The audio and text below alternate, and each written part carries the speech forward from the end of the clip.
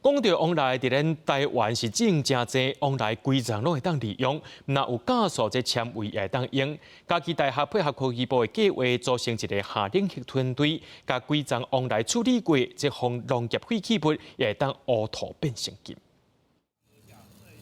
机器自动甲往来环的芯写出来，往来的叶啊嘛经过机器的处理，变做一丝一丝的纤维。无那开过人工处理的成本，农业废弃物嘛会当搁再利用。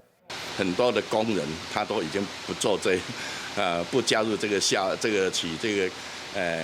凤梨精的这个作业的一个部分，所以说他们这个厂来讲的话，会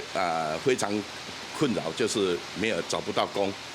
国立家己大学配合科技部的计划，组织理工学院、农学院甲管理学院的团队，除了开发出机器来处理往来采收的废弃物，搁利用这些物件结合生物科技，开发出各种无共的产品。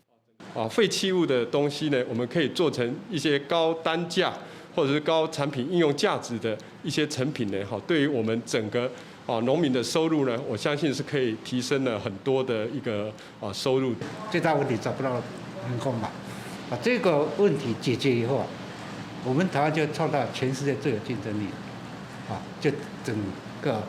把它应用，也刚好我们在农业来讲循环农业。